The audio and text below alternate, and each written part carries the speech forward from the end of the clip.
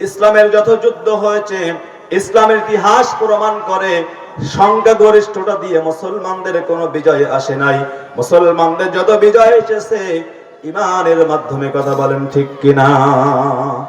সম্মানিত হাজিরিন, আপনারা জানেন বর্তমান সময়ে এই আমার সোনার বাংলাদেশে নিয়ে অসংখ্য ষড়যন্ত্র শুরু হয়ে গেছে।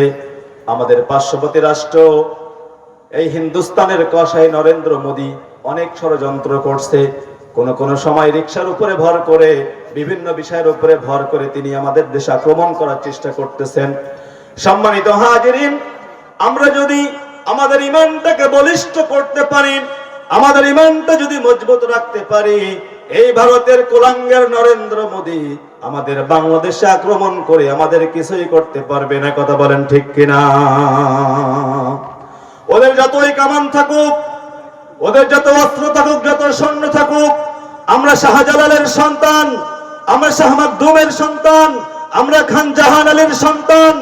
আমরা ঈমান নিয়ে যদি ময়দানে ঝাঁপিয়ে পড়ি, ওদের কামান বন্দুক আর সৈন্য আমাদের ঈমানের সামনে 1 মিনিট দাঁড়াতে পারবে না। কথা বলেন ঠিক কিনা?